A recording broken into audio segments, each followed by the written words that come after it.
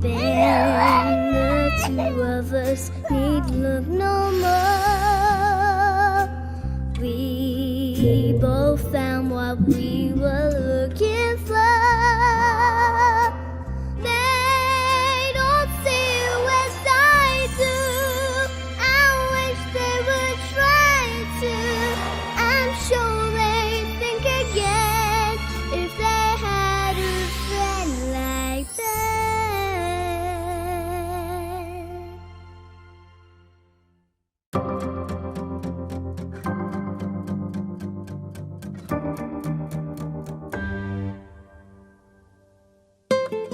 안녕하세요. 아동청소년 심리치료사로 일하고 있는 이임숙입니다. EBS 클래스 E에서 여러분들과 만나 뵙게 돼서 너무 반갑고요. 제가 할 이야기는 결국 잘 되는 아이로 키우기 위한 두 가지 힘, 자존감과 사회성에 관한 이야기를 하려고 합니다. 우리 아이를 잘 키우기 위해서 정말 많은 육아서도 보시고 정보도 찾아보시잖아요. 자, 그런데 그 많은 이론과 정보들 속에서 정말 우리 아이에게 꼭 필요한, 그리고 어떤 상황에서도 우리 아이가 힘을 내서 이 자기 생활을 잘 해나갈 힘은 도대체 무엇일까? 그런 것 많이들 헷갈리시는 것 같습니다. 그런데 이제 제가 약 25년 정도 상담실에서 유아, 초등학생, 중학생, 고등학생 아이들을 만나다 보니 그 아이들에게는 딱 두 가지의 가장 핵심적인 공통된 특징이 보였습니다. 이 아이가 너무너무 심리적으로 내면 깊이 마음이 많이 힘든 이유는 자존감이 너무 낮았기 때문이었고요. 또 한 가지, 현실적으로 그래도 억지로 어떻게 잘 버티고 지나다가 현실적으로 콱 무너지는 그때는 친구 관계에 문제가 생길 때였어요. 우리 아이의 마음에 힘이 되는 자존감을 키우고, 그리고 친구들과 잘 지낼 수 있는 그 사회성을 키우는 것에 대한 이야기를 하려고 합니다.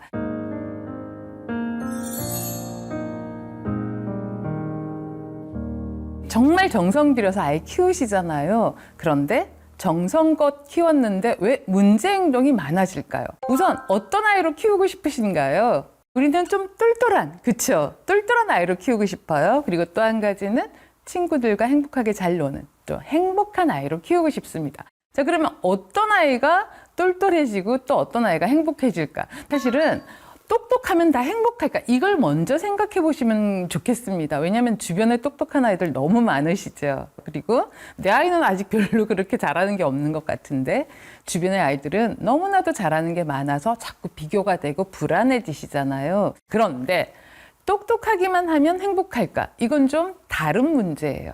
딱 보면 정말 똘똘해요. 또래 나이에 비해서 아는 것도 많고 생각할 줄도 알아요. 자, 그런데 이 부모님은 왜 또 아이를 데리고 상담을 받아야 된다고 생각하실까요? 이유는 많이 알고 똑똑하고 늘 100점 받듯이 하지만 틀리는 걸 못 견뎌해요. 왜 보드게임 같은 거 많이 노시잖아요. 졌을 때 우리 아이가 어떤 행동을 보이나요? 폭발. 네, 엎어요. 판을 엎어요. 그렇게 과격하게 폭발하는 아이도 있지만 은근슬쩍 반칙을 쓰는 아이, 편법을 쓰는 아이도 많습니다. 자, 그러면 이 아이는요, 이기고 100점 받는 것에 너무 집착해요. 그럼 과연 이 아이는 마음이 편안하고 여유롭고 행복해질 수 있을까요? 그리고 이제 또 놀 때는 친구들과 같이 놀잖아요. 많이 어울려 다니는 것 같고, 함께 뛰노는 것 같은데, 이상하게 조금만 다툼이 나면은 엄마한테 또르르 달려와서 엄마 제가 내 말 안 들어줘. 자기들끼리만 놀아. 이런 불평불만을 말하는 아이도 꽤 있습니다. 자, 그러면은 실컷 놀았는데 이상하게 또 친구 관계가 편치 않은 아이. 이 아이는 친구가 많은데도 마음이 또 불편해요. 왜 이렇게 우리는 정성껏 키웠는데도 문제 행동이 많아지는가? 이걸 이제 한번 생각을 해봐야 되는데요. 자존감과 사회성. 제가 이 두 가지가 중요하다고 말씀을 드리는 이유는요. 자존감이 좀 잘 키워지지 않으면요. 지는 걸 못 참아요. 사실은 세상에는 나보다 많이 아는 사람이 항상 있고요. 나보다 잘하는 사람이 늘 있는 게 정상이잖아요. 그래서 저 사람은 어떻게 있길래 저런 걸 참 잘하게 되었을까? 그럼 나는 지금 좀 부족하니까 뭘 앞으로 어떻게 키워가면 좋을까? 이렇게 생각할 수 있는 게 바로 자존감이 좀 건강한 사람들이 보이는 모습이에요. 그렇지 않고 부러움이 질투로 넘어가고 그 친구의 흉을 보게 되고 이런 경우들이 이제 자존감이 낮은 거거든요. 또 하나는 친구들이랑 많이 어울려 논다고 사회성이 좋은 것만은 아닙니다. 네. 사회성이라는 건 다음 강의에서도 좀 더 설명을 드리겠지만 친구랑 의논할 줄도 알아야 되고요. 서로 의견이 다를 때 협상할 줄도 알아야 되고 또 힘을 합쳐서 뭔가 할 줄도 아는 그런 능력도 키워줘야 되거든요. 네, 그래서 자존감과 사회성을 키워주어야만 우리 아이의 문제 행동이 줄어들고 더 건강하게 자랄 수 있는데요. 자, 그런데 또 한 가지가 중요한 게 있습니다.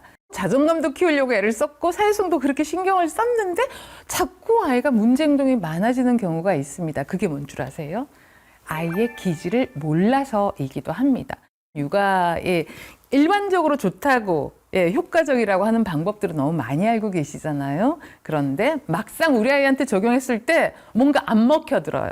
나는 이게 좋다고 해서 했는데 왜 아이가 짜증을 좀 더 많이 내지? 이런 경험들이 많으실 때 꼭 짚어봐야 될 게 바로 우리 아이의 기질입니다.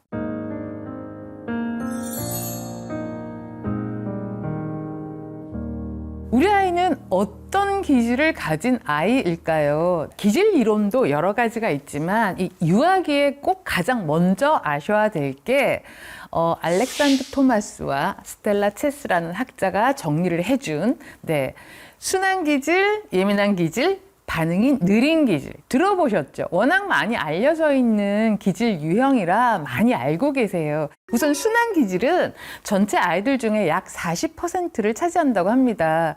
누군가 제가 아이를 데리고 놀이터에 가서 노는 모습을 보더니 주변 사람들이 모두 애가 너무 순하고 예뻐요. 이런 아이라면 10명이라도 키우겠어요. 이런 말씀 들어보셨나요? 예, 그 아이가 바로 순한 아이 맞습니다. 순한 기질의 아이는요, 되게 밝고 순해요. 또 아마 잘 먹고 잘 자고 좀 조용한 편이에요. 약간 수줍음도 좀 있을 수 있어요. 그리고 특별히 싫고 특별히 막 달라고 떼쓰고 이런 것도 별로 없고요. 고집도 별로 잘 안 부리고요. 어쩌다 좀 울 때가 있지만 또 쉽게 달래지기도 합니다. 그리고 무엇보다 부모님이 수월한 건 시키면 시키는 대로 지시에 잘 순응하는 기질을 가진 아이입니다. 네, 그리고 이제 주변에서도 이렇게 다 순하다 하는 건 낯선 사람이나 낯선 상황에서도 아이가 되게 수월하게 적응하기 때문이에요. 자, 그 다음에 이제 많은 분들이 너무 우리 애는 힘들어요 하시는 분들이 바로 까다로운 기질, 예민한 기질이라고도 하잖아요. 이 까다로운 기질의 아이는 전체 아이들 중에서 10% 정도를 차지하고 있습니다. 일단 까탈스러워요. 불편한 게 너무 많아요. 그래서 고집도 세고요. 자기가 불편하니까 화를 많이 내요. 그리고 까다로운 아이들은요, 먹고 자는 것도 많이 까다로워요. 그쵸? 안먹도 편식하는 경우들 되게 많을 거고요. 좋고 싫은 게 너무 명확해서 부모님이 그걸 맞춰주는 것도 많이 힘드실 거고요. 그리고 새로운 상황, 그쵸? 새 학기, 새 친구들, 새 선생님, 이럴 때, 새 학년일 때 아이들이 되게 불편감을 많이 호소해요. 그 다음에 이제 여러분들이 조금 더 자세히 아셔야 될 게 반응이 느린 아이입니다. 왜냐하면 순한 아이, 예민한 아이는요, 쉽게 알아차릴 수 있거든요. 근데 반응이 느린 아이 유형은요, 조금 이해를 잘 못하시는 경우들이 있어요. 예를 들어서 키즈 카페를 데리고 갔습니다. 친구들 몇 명이 어울려서. 자, 다른 아이들은 들어가자마자 난리가 났어요. 달려가서 재밌게 놀죠. 근데 반응이 느린 아이는 어떻게 반응해요? 엄마 치마폭에 더 앵겨 붙어요. 찰싹 붙어서 저기 가서 놀아야 되는데 놀지 않고 한참을 이렇게 눈빛으로만 이렇게 탐색을 해요. 자, 근데 넌 왜 이러니 빨리 가서 놀아 이렇게 하지 마시고요. 낯선 상황에서는 조심성이 굉장히 큰 아이구나. 이렇게 이해를 해주셔야 돼요. 조심성이 많으니까요. 빨리 시도 못하고요. 시도를 끝까지 안 할 수도 있습니다. 그래서 이 아이들은 관심이 없는 게 아니에요. 관심 있어요. 다만 조심성이 많아서 계속 탐색을 하고 있고요. 낯선 상황에서는 훨씬 더 잘 긴장하고 위축되기도 해요. 그리고 한 가지 오해하실 거가요. 애가 반응이 느리다 보니까 대답도 잘 안 하거든요. 뭐가 그래? 뭐가 불편한 거야? 힘든 게 있으면 말을 해야 알지. 이렇게 하시는데요. 말도 제대로 빨리 안 해요. 그럴 때 오해하시는 게 얘는 도대체 생각이란 게 없어요. 얘 머리 혹시 나쁜 거 아닐까요? 이런 걱정을 하시는데 아닌 경우가 훨씬 대부분이라는 것도 아시면 좋겠습니다. 자, 그런데 여기에 한 가지 더 혼합형 기질도 있습니다. 제가 조금 더 자세히 설명을 드릴게요. 기질 중에서 부모님이 힘들게 느끼는 기질이 바로 혼합형이에요. 혼합형은 뭐냐면요. 순한데 느려요. 그쵸? 순해서 잘할 것 같은데 탐색 시간이 길어요. 조심성이 많은 거죠. 근데 또 까다로우면서 또 느린 기질도 있습니다. 부모님이 여러 가지를 마구마구 말씀하실 때 가만히 들어보면은 얘는 되게 예민하면서 동시에 또 느린 성향이 있어서 정말 부모님이 이 시간을 기다려주기가 힘드시겠구나. 그리고 이 기다리는 시간 동안 부모님이 무엇을 어떻게 도와줘야 될지 잘 모르셔서 지금까지 굉장히 답답하고 힘겨우셨겠구나. 이렇게 저는 이제 생각을 하게 됩니다. 자존감과 사회성을 잘 키우려면 우리 아이의 기질에 맞게끔 대화를 할 줄 아셔야 합니다. 자, 그래서 순한 기질에 필요한 대화법이 따로 있습니다. 자, 순한 아이는요, 수능을 잘해요. 근데 이 수능 잘하는 아이들은 나중에 잘못하면 복종하게 되는, 자기 판단과 진짜 자기 마음을 표현하지 못하게 되는 부작용이 생길 수도 있기 때문에 부모님이 조금 더 섬세하게 아이 마음을 알아차리고 그걸 읽어주시는 그런 대화법이 정말 필요합니다. 아이가 싫다고 안 해요. 애들 어떻게 말하는 줄 아세요? 네, 괜찮아요. 이렇게 말해요. 자, 그러면 말로는 괜찮아요 했는데 지금 표정이 제가 약간 신용을 했지만 어때 보이세요? 고개가 축 처지면서 아래를 내려다보면서 온몸으로 표정으로 말하잖아요. 나 그거 싫은데 말하는 게 느껴지시죠? 그때 많은 분들이 표정을 못 보시고 괜찮다고 알았어. 자, 잘해보자. 이렇게 그냥 막 데려가시는데 그러지 마세요. 잠깐만, 지금 너가 말은 괜찮다고 했지만 표정을 보니 안 괜찮나 보다. 뭔가 불편하구나. 엄마가 이렇게 말해서 혹은 친구가 이런 상황이라서 동생이 어떻게 해서 지금 좀 속상하구나 라고 먼저 알아주시는 게 너무너무 중요하다는 말씀 강조드리고 싶고요. 평소에 이 아이에게는요, 솔직하게 말하는 게 가장 중요해요. 그래서 좋은 건 좋다고 말하지만 싫은 건 싫다고 말해야 된다라는 거. 그리고 그게 더 훌륭하다라는 거를 꼭 강조를 해주세요. 제가 지금 순한 기질에 필요한 대화법을 말씀을 드렸지만 이거 말 한두 번 한다고 애가 금세 표현을 할 수 있을까요? 아니에요. 수십 번, 수백 번 누적적인 경험이 필요하면은 아이가 겨우 머뭇머뭇거리면서 나 저거 싫은데 이 정도 표현해요. 그럴 때 솔직하게 말해줘서 너무 고마워. 네, 이런 식의 반응으로 아이가 솔직한 자기 표현을 강화시켜줘야 된다는 거 강조를 좀 드리고 싶습니다. 그 다음에 예민하고 까다로운 기질의 아이는 어떤 대화를 해야 될까요? 순한 아이들은요, 아닌 척이라도 하지만 이 친구들은 막 표현을 해요. 그래서 딱 봐도 알기 때문에 알아차리기가 쉬우세요. 네, 그때 부모님이 먼저 짜증이 좀 올라오시겠지만 잠깐 멈추시고 잠깐 멈춰봐. 너 지금 뭔가 불편하지? 뭐가 불편한지 천천히 말해줘. 다행히 이 친구들은 말을 잘해요. 예민한 아이들은요, 뭐가 불편한지 안 그래도 말하고 싶거든요. 그래서 물어만 줘도 아이가 말을 잘할 거고요. 그랬어? 불편한 거 있으면 다 말해줘 라고 해서 아이가 다 말할 수 있게 하고요. 중요한 대화는 그 다음이에요. 그래서 너가 원하는 건 어떤 방식이니? 어떻게 해주길 원하니를 정확하게 물어보셔야 돼요. 친구는요, 또래 친구들에게도요, 넌 맨날 불평만 하니? 왜 맨날 짜증만 내니? 이런 피드백을 많이 받아요. 근데 그런 피드백을 많이 받으면 정말 스트레스 쌓이거든요. 그렇기 때문에 집에서 부모님이 이걸 다 들어주실 줄 알아야만, 그리고 그걸 자기 속에서 다 털어내는 경험이 있어야만 이 아이가 이제 마음의 평정심을 유지해서 나가서 좀 참는 힘이 생길 수가 있습니다. 이걸 꼭 좀 기억을 하시면 좋겠습니다. 만일에 또 이 친구도 어디 낯선 상황에 가게 됐어요. 이럴 때는 어떻게 하면 좋을까요? 예방적 대화를 하셔야 됩니다. 미리 물어봐 주세요. 너랑 엄마랑 친구네 집 가기로 했잖아. 거기 가면은 불편한 점이 생길 거야. 우리 집이 아니니까. 불편한 점이 혹시 생기면 엄마한테 먼저 가서 이렇게 귓속말로 말해줘. 괜찮아, 알았지? 네, 이 정도 약속을 미리 하고만 가도요, 그 친구가 그 낯선 상황에서 불편함을 감수할 수 있는 힘, 왜냐하면 불편함을 엄마한테 말했잖아요. 우리가 마음을 읽어주는 게 중요한 이유는 누군가 내 마음을 알아주고 그걸 말로 표현함으로 인해서 스트레스가 확 해소가 돼요. 문제가 해결됐다라는 의미는 아닙니다. 그거에 대해서 느끼는 불편감이 해소가 되는 거고요.